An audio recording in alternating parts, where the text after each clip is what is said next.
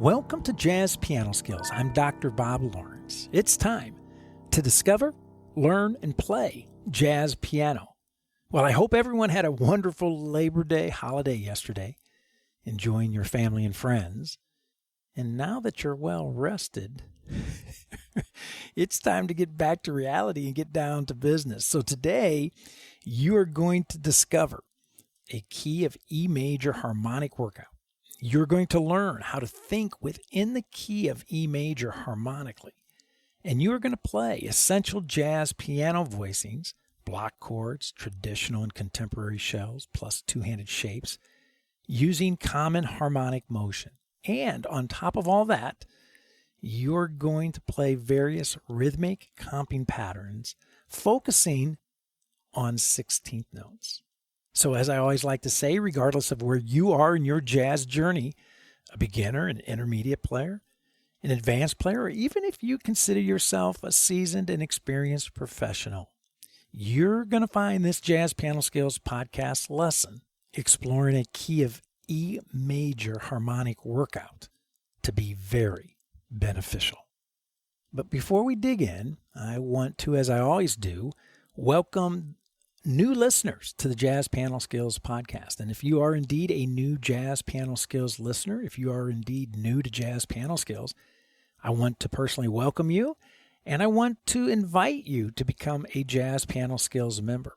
All you have to do to become a member is simply visit JazzPianoSkills.com. And once you arrive at the homepage, you can begin to explore the abundance of jazz educational resources, materials, and services that are available for you to use and to help you significantly improve your jazz piano skills. For example, as a Jazz Piano Skills member, you have access to all of the educational podcast packets. These are the illustrations, the lead sheets, and the play-alongs that are available for every weekly podcast episode. Now, these are educational tools that I develop every week to go along with each podcast episode. They are invaluable educational tools that you definitely want to have in your hands as you listen to the podcast lesson, and you want to have sitting on your piano as you practice as well.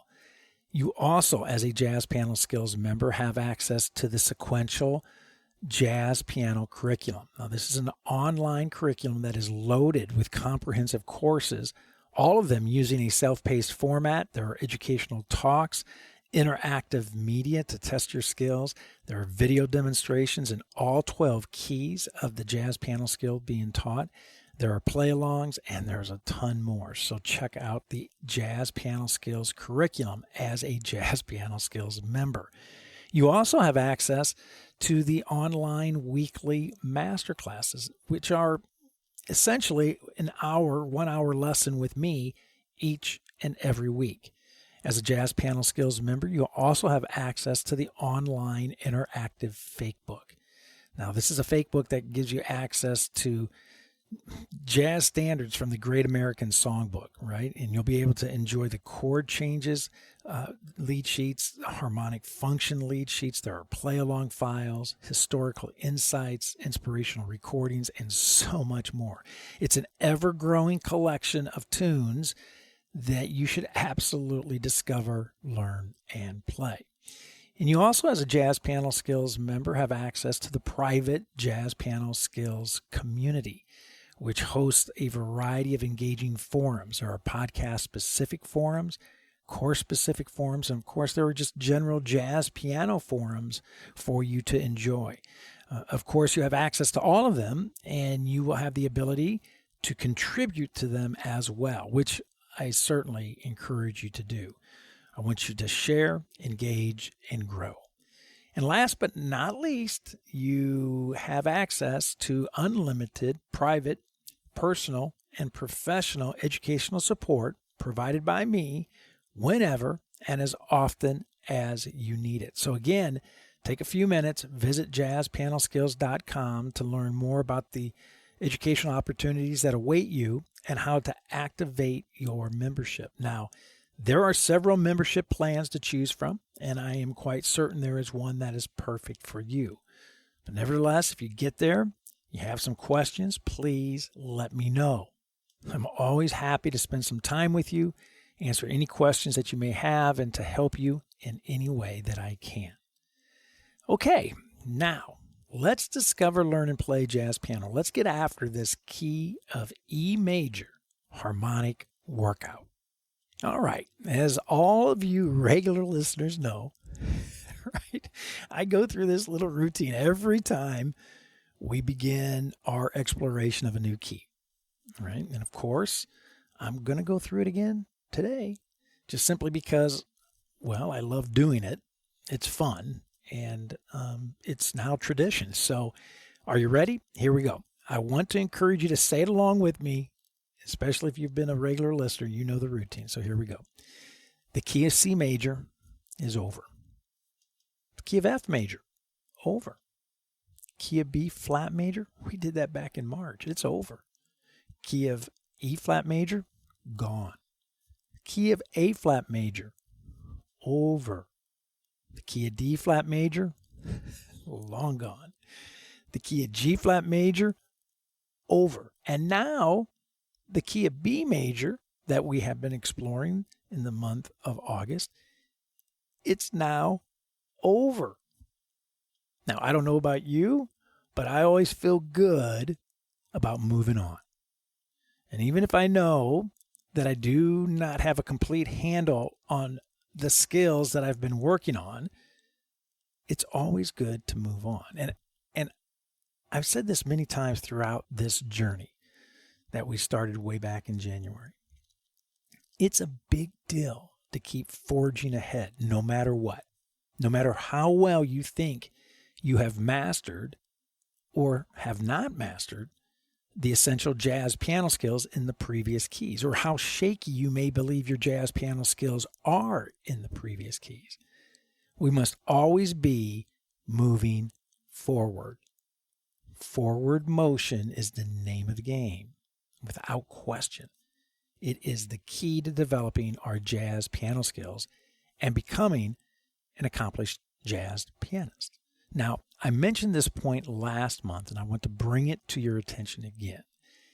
If you are truly serious about wanting to improve your jazz piano playing, which I know you are, otherwise you wouldn't be listening to this podcast, then your goal should be to experience as much data as possible. In other words, you must have a plan that allows you to cycle through essential jazz piano skills in all 12 keys. Your jazz journey must always be experiencing forward motion. Because I like to say, you cannot let grass grow under your feet when trying to become an accomplished jazz pianist.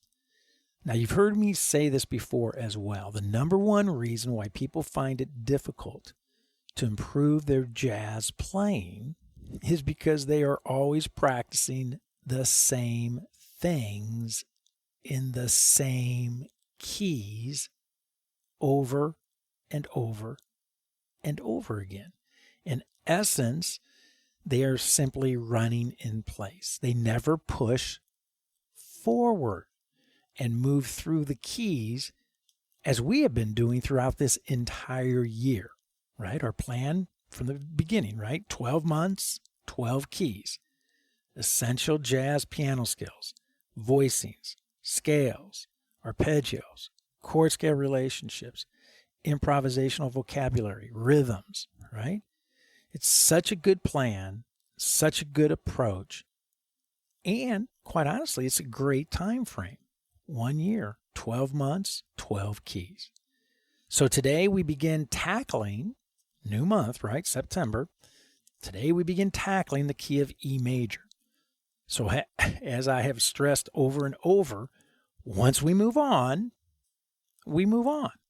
In other words, we do not sneak back to the key of B, or the key of G flat, or the key of D flat, and so on. We do not sneak back without anyone looking to simply check out how well we remember the voicings or the scales or the arpeggios in that key, right? Those keys are over. It's time to move on. And after all, by moving on, we improve the previous keys, right?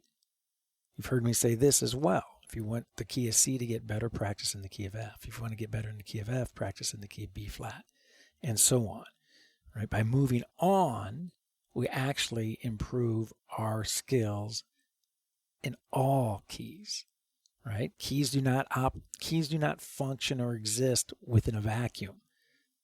They all impact one another. So by moving on, even though we have loose ends, we are still improving the previous keys. So the books on the key of B major are closed as we move on to the key of E major. And as we have done with the previous keys we have explored this year, C, F, B flat, E flat, A flat, D flat, G flat, and B, we begin harmonically, as we always do. We are going to explore the 7 chords found within the key of E major. E major 7, F sharp minor 7, G sharp minor 7, A major 7, B dominant 7, C sharp minor 7, and G sharp minor 7 flat 5. And we're going to explore these chords using 4 specific approaches to voicing them, right? Blocks, traditional shells, contemporary shells, and two-handed shapes. And we will then, as we did in the keys of F, B flat, E flat, A flat, D flat, G flat, and B, apply those voicings to various rhythmic patterns, which, as you know, have become increasingly more and more challenging each and every month. So I want to remind you that you can take the rhythmic patterns that we have studied in the keys of F, B flat, E flat, A flat, D flat, G flat, and B. You can take all of those patterns and you can begin using them with the voicings that we are about to get under our fingers for the key of E. That's not only okay, but that's a great idea to do that, right? And you should be carrying these various rhythmic patterns that we have been studying throughout the year. You should be carrying them forward as we move into new keys. I have throughout this year talked about improvisational vocabulary, and I want to revisit my thoughts about improvisational vocabulary today because we need to hear it again, right? Not just once, not just twice, 3 times, 4 times. We need to hear it over and over and over because it's that important to our musical development, to our jazz development. So when jazz educators, when we talk about developing improvisational vocabulary, and whenever this topic comes up, right, it's always discussed from a melodic point of view. In other words, the expression improvisation vocabulary, it's become synonymous with melodic playing, which is only a third of the entire picture, right? In addition to emphasizing melodic development, we need to spend time discussing and focusing on harmonic development and rhythmic development.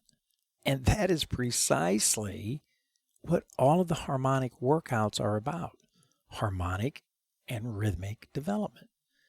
So when studying a solo, a melodic transcription, we do so, if we're going to do it correctly, we do so in such a way that the ideas and the approaches to melodic development displayed by the artist serve as a launching pad or gateway to discovery of our own melodic creativity.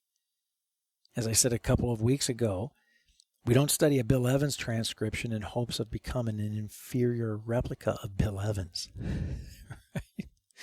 We study a Bill Evans transcription so that Bill Evans can introduce us to our creative reservoir. Now, if you have not thought about this, I strongly encourage you to do so. And think about this as well. When we focus on harmonic development, voicings, and rhythmic development time, we should be doing so in the spirit of discovering our unique form of musical expression. And again, this is exactly what these harmonic and the melodic workouts are all about. The voicings I share with you today for the key of E major, and as I've been sharing with you throughout the year, the voicings I share with you help you discover the sounds, the harmony that you are drawn to. And the rhythms I introduce, that I've been introducing throughout the year, are done to help you develop a stronger internal sense of what I like to call expressive time. Now, what I've just discussed here, it's certainly a lot to process and digest. So rewind and listen to it several times, but think about it. And of course, as always, if you have any questions, let me know. I'm always happy to help. So today we tackle the key of E major. And the educational agenda for today is as follows. Number 1, we begin our key of E major harmonic workout for the month of September. Number 2, we are going to play essential harmonic voicings that you need to discover, learn, and play. Block shapes, traditional shells, contemporary shells, and two-handed shapes. Number 3, we are going to utilize a very relaxed rock groove of 85. Yes, you heard me correct. A rock groove. Now, I always encourage everyone all the time when practicing to explore various grooves and to explore various tempos. So when I'm talking about exploring various grooves, I'm not always talking about those grooves have to be authentic jazz grooves. In fact, you should always be stepping outside of your comfort zone, exploring a lot of different grooves from a lot of different genres. So today we're actually going to use a nice little rock groove to help us get our rhythms under our belt. Number 4, we are going to explore 12 rhythms focusing on the 16th note, especially 4-note 16th note groupings. And number 5, we will apply our rhythmic patterns, as always, to the classic 2-5-1 progression in the key of E major. Now, if you are a Jazz Piano Skills member, I want you to take a few minutes right now, hit the pause button. I want you to download and print your podcast packets, the illustrations and the lead sheets. Again, your membership, right, grants you access to all of the educational podcasts for every weekly podcast episode. As I mentioned, every week, you should be using these podcasts, especially when listening to this episode, and you should absolutely be using them when you are practicing. So if you are listening to this podcast on any of the popular podcast directories, such as Apple or Google, Amazon, Spotify, iHeartRadio, Pandora, so on, then be sure to go directly to JazzPianoSkillsPodcast.com to download your podcast packets, and you will find the active download links within the show notes. Okay, and one final but extremely important note that I mention every week because it's so important.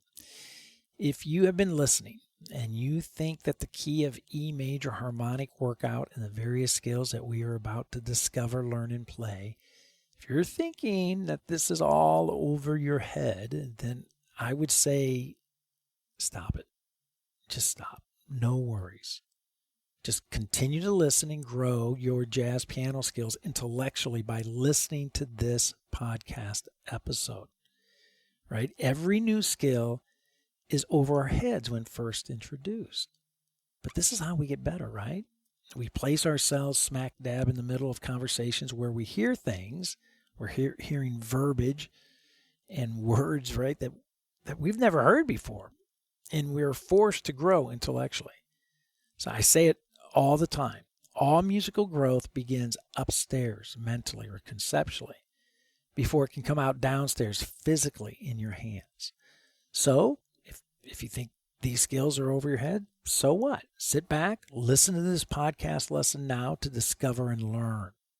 The play will come in time. It always does.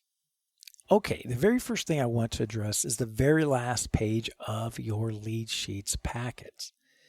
It's labeled Skills 17. And the title of the page is Comping Rhythms. Now you will notice 12 rhythmic patterns, as has been the case throughout the entire year, right? 12 rhythmic patterns labeled letter A through letter L. You will also notice that these rhythmic patterns, you can just visually see it, right? I mean, these patterns focus primarily on 16th notes. And you will also notice that each of these rhythmic patterns is to be played over the 2-5-1 progression in the key of E major, which is exactly what we are going to do today, right? So our 2-5-1 progression, F sharp minor 7 to B dominant 7 to B major 7.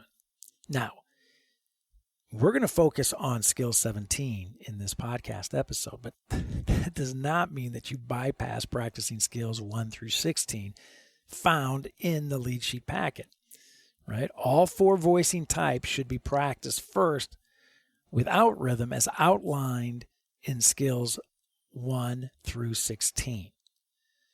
And as always, use the play-alongs included in with your podcast packets. And obviously, right, I do not have time in this podcast episode to play through all 16 exercises and then play all 12 rhythmic patterns. So I'm going to trust, as I always do, that you do not get the cart ahead of the horse, that you actually take the time to practice skills 1 through 16 to make sure that you have a handle on each of the 4 voicing types as applied to the chords found within the key of E major. And again, that's E major 7, F sharp minor 7, G sharp minor 7, A major 7, B dominant 7, C sharp minor 7, and D sharp minor 7 flat 5, or D sharp half diminished.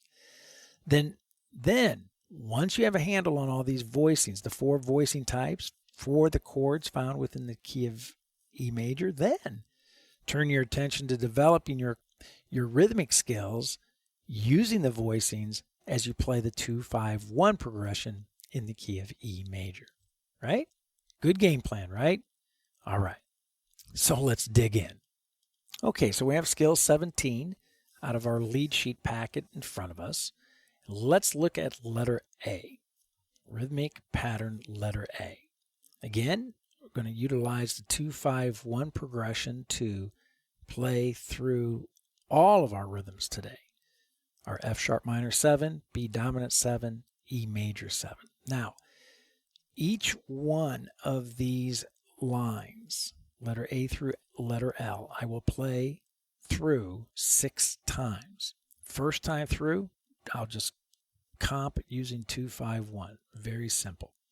Then I will play the rhythmic pattern as notated on your lead sheet, 4 times. I'll repeat it 4 times so that if you're going to use this podcast episode to practice along with, you'll know that we're going to cycle through these rhythms 4 times. And then the last time, I will go back to just playing 2-5-1 again to end in the exercise, right? So what I want to do is I want to bring the ensemble in. Again, we're going to use a nice little rock groove of 85, comfy groove. And let's listen to letter A and let's check it out and see what we think. Here we go.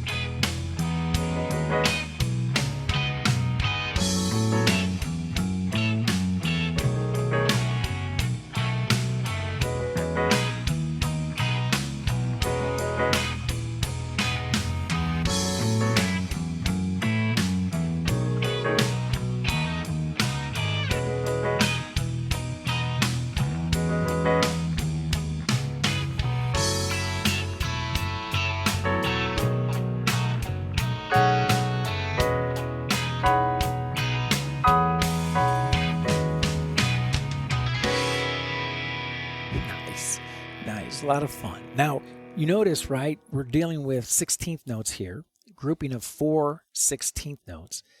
And letter A, right, I just placed those 16th notes on count 1 of measure 1, measure 2, measure 3, and measure 4, count 1. So letter B, if you take a look at it, I'm shifting those 16th notes to fall on count 2. Now we're going to practice playing our 16th notes starting on count 2. So we have a rest on count 1 in measure 1, 2, 3, and 4. Again, just like letter A, I'm going to repeat the same rhythmic motif 4 times. All right? So let's bring the ensemble in. Let's check out letter B. Here we go.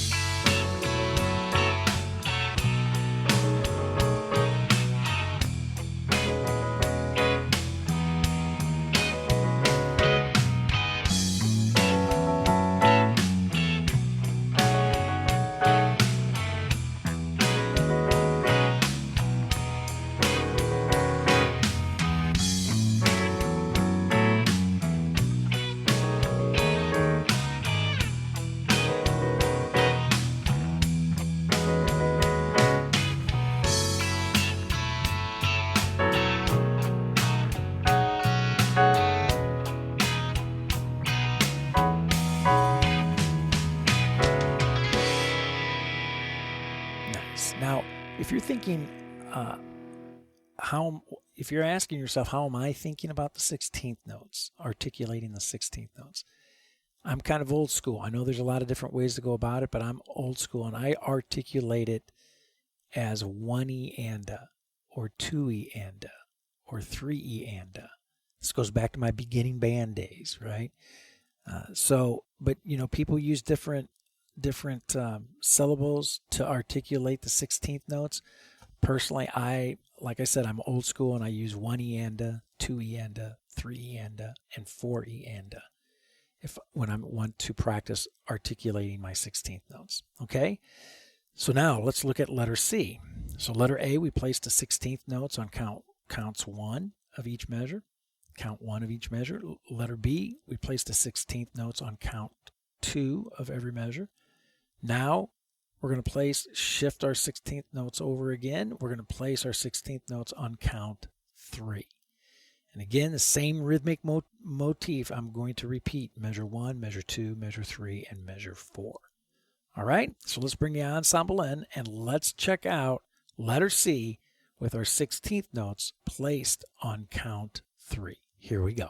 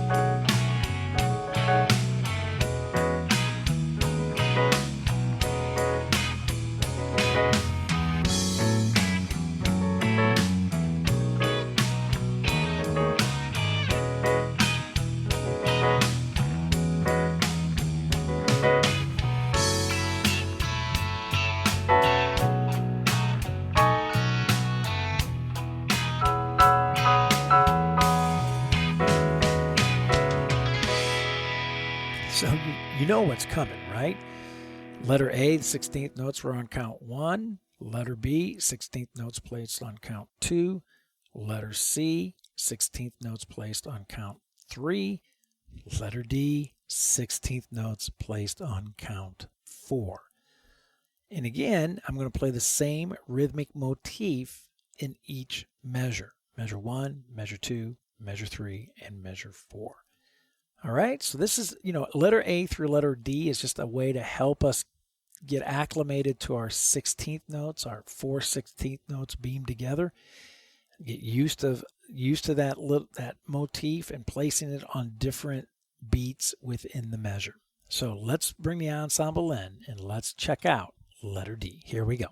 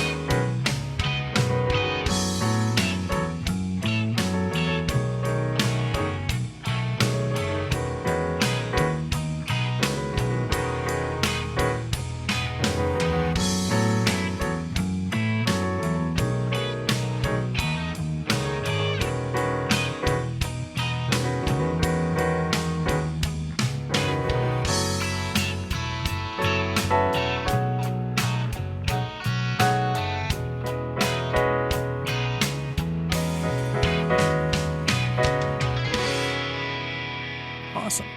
Very nice. So now that we've got letter A, B, C, and D out of the way, where we're moving our 16th notes around to each beat of the measure, now let's start shuffling the deck a little bit and having some fun. So we're going to start bringing in some rhythmic ideas that we have dealt with in the past. You can see right away that letter E, we have a dotted quarter eighth pattern followed by a couple eighth notes. We have 16th notes in measure 2 falling on count 2. We have a tied note at the end of that measure, right? Then we have our eighth quarter eighth motif that we've dealt with in measure 3 on counts 1 and 2 and on 3 and 4. And then we have some more 16th notes to deal with in measure 4 on count 3. So this should be fun. So let's bring the ensemble in and let's listen to letter E. Here we go.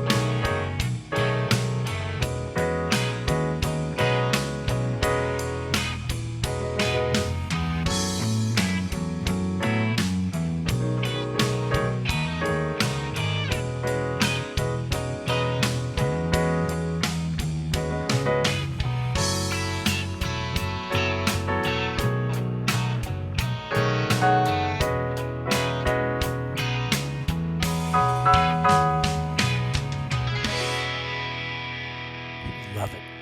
Now I'm using, just so you know, I'm using two-handed voicings to play these rhythmic patterns today for all 12 exercises, letter A through letter L. You can use any of the voicings that you are working on, whether they be your block shapes or your traditional shells, contemporary shells. Feel free to use any of the voicing types that you'd like or that you feel most comfortable with. Also, not a bad idea to just clap through these rhythms as I'm playing them. Clap through them or take a single note, F sharp, B, E, and play the rhythms using a single note, right? I even in lessons have students, I have a pair of rhythm sticks, like little drumsticks that we tap together when we're practicing rhythms, right? Or maybe you got a hand drum at home, play it on a hand drum, right? There, right? So there's various ways to practice rhythmic motifs and rhythmic ideas and rhythmic patterns other than just playing on the piano. And in fact, I encourage you to do so. Okay, so now let's take a look at letter F. And wow, what do we see right away? We've dealt with this before, right? Quarter note triplet. Quarter note triplet on counts 1 and 2 in measure 1. Then check out what we got in measure 2. We have our 8th to 16th notes beamed together. And then we have another quarter note triplet in measure 3.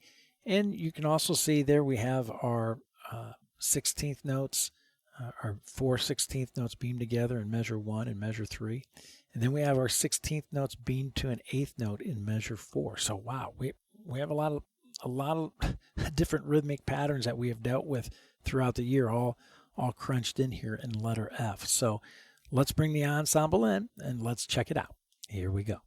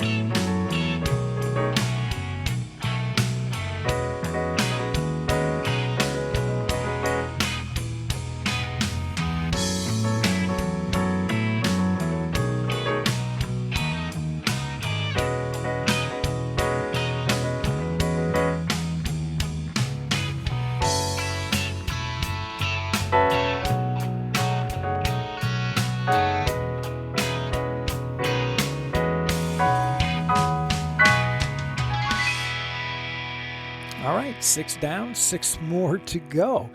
So look at letter G. All right, we have to deal with these single eighth notes falling on the back side of the beat.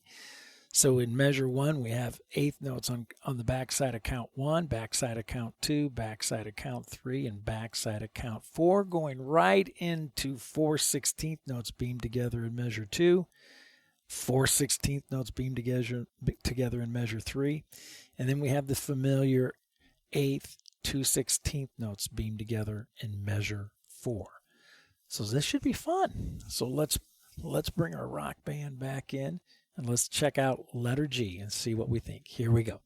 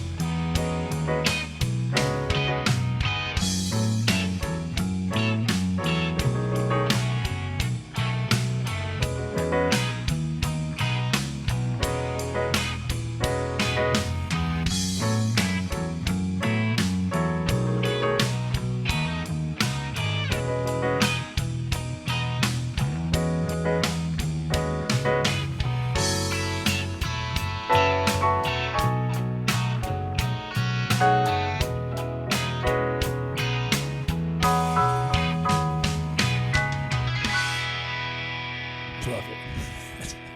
It's a lot of fun right there. So, okay, letter H. Well, here we go, right from measure 1. We have an eighth note beamed together with 2/16, and then 2/16 beamed together with an eighth note. Counts 1 and 2. Measure 2, we have another 4/16 notes beamed together, and then check out measure 3. Eighth note triplets on counts 1, 2, 3, and 4. Tricky, especially coming out of all these 16th notes that we're playing. So let's not put this off any further. Let's bring the ensemble back in and let's check out letter H. Here we go.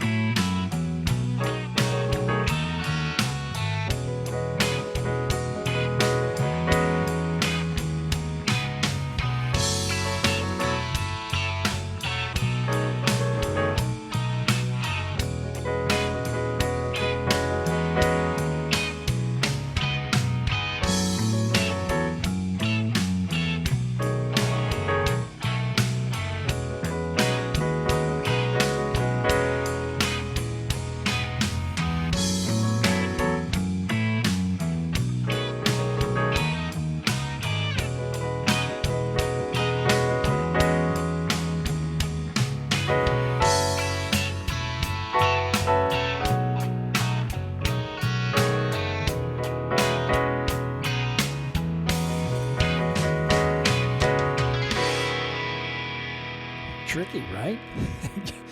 It's very tricky. I had to practice that. That's tricky. All the 16th notes and then sliding into the eighth note triplets. So, all right. So now let's attack letter I. And man, visually, whoa! Look at measure 1. 4/16 notes beamed together, followed by an eighth, 2/16 beamed together, followed by 2/16 and an eighth beamed together. Counts 1, 2, and 3. Wow. Count carefully. Measure 2, 4/16 beamed together. And then check out measure 3.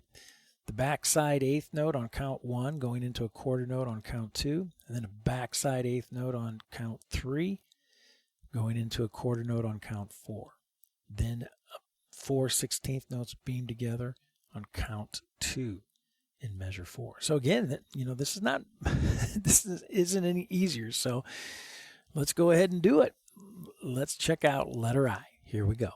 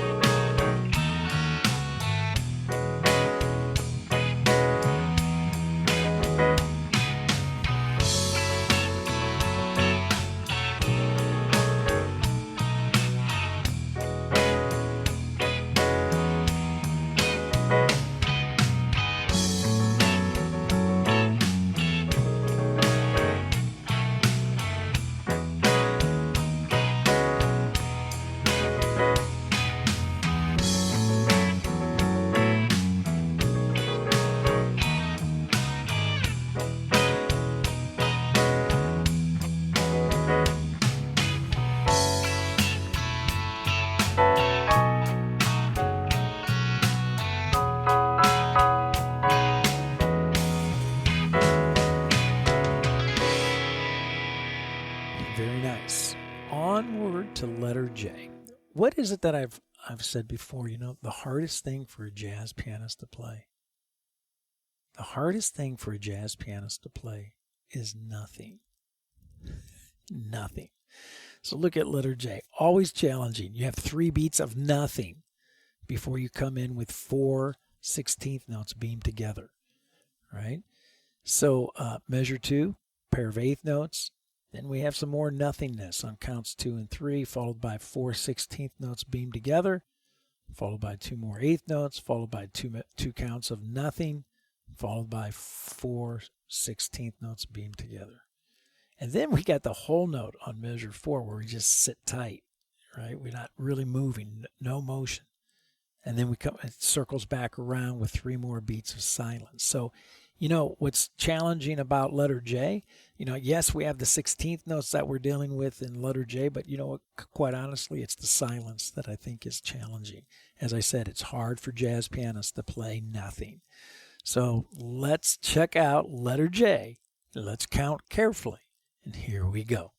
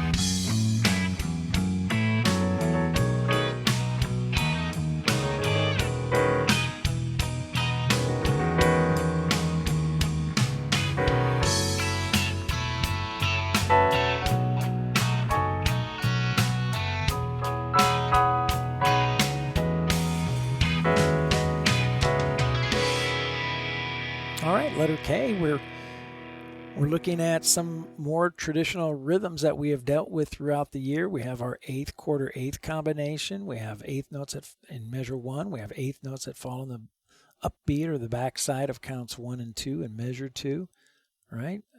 So we've dealt with these rhythmic patterns before. And then we have, of course, our 16th notes, 4 16th notes beamed together in measure 1, measure 2, and measure 3.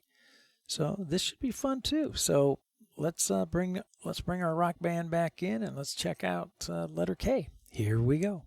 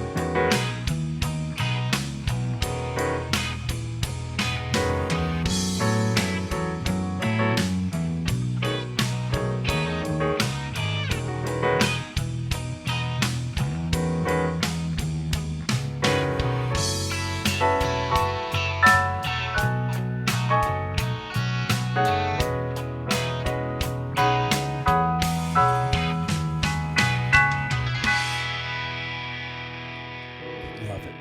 Really nice. So, believe it or not, here we are, letter L, the last rhythm of the day. And of course, it's, you know, kind of like fireworks on 4th of July. I always like to save the big bang for the very end, right? So, letter L, if you look at it, nothing but 16th notes flying at you, right? So, and now back to back, right? Measure 1, we have 4 16th notes beamed together, followed by followed by 2 16th notes and a quarter. I mean,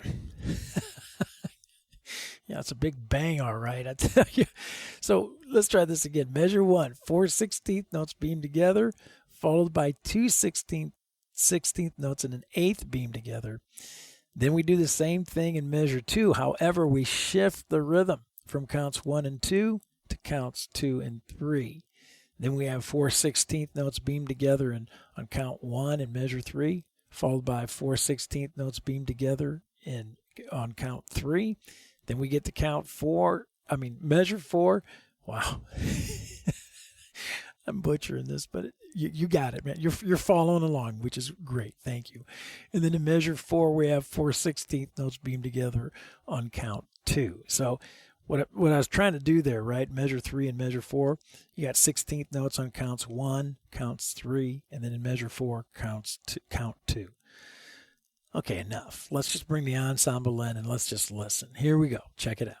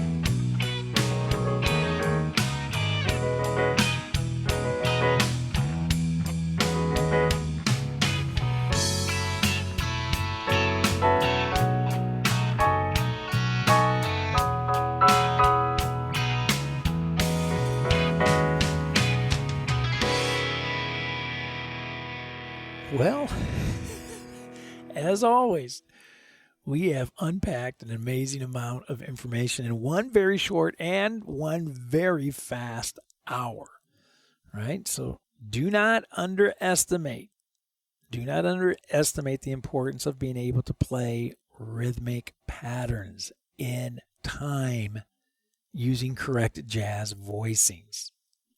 Do not underestimate the importance of this. In fact, this is the area in which I think jazz musicians practice the least.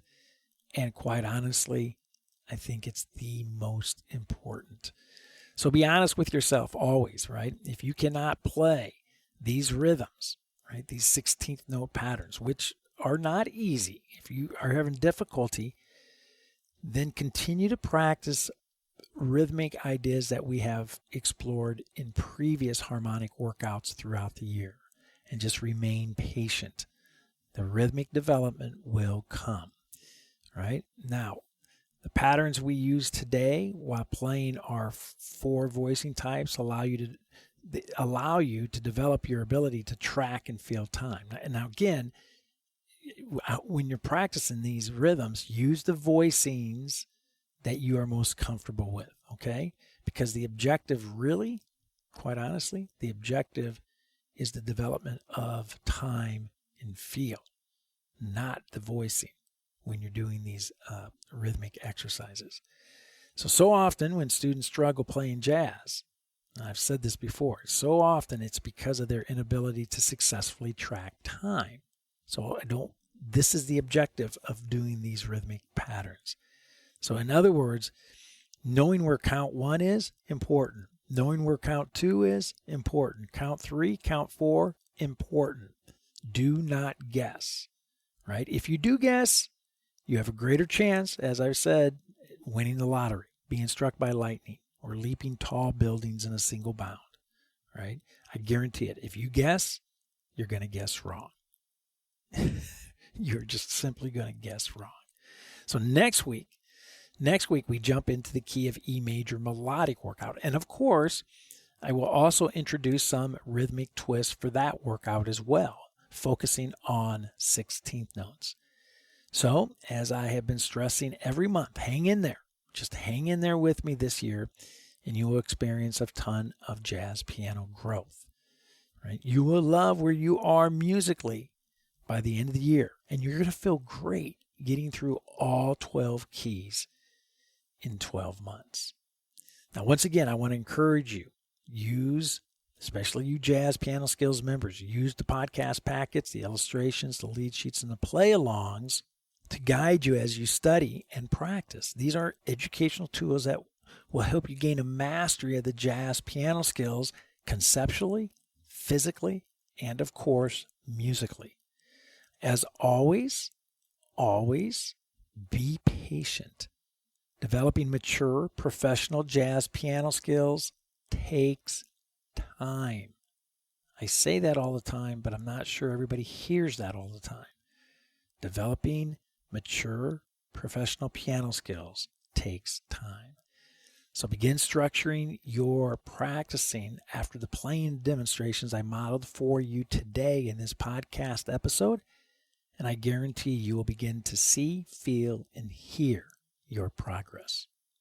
Well, I hope you have found this Jazz Piano Skills podcast lesson exploring the key of E major harmonically to be insightful and beneficial. And don't forget, if you are a Jazz Piano Skills Ensemble member, I will see you online Thursday evening at the Jazz Piano Skills Masterclass, 8 p.m. Central Time, to discuss this podcast episode lesson exploring a key of E major harmonically, to discuss it in greater detail, and of course to answer any questions that you may have about the study of jazz in general.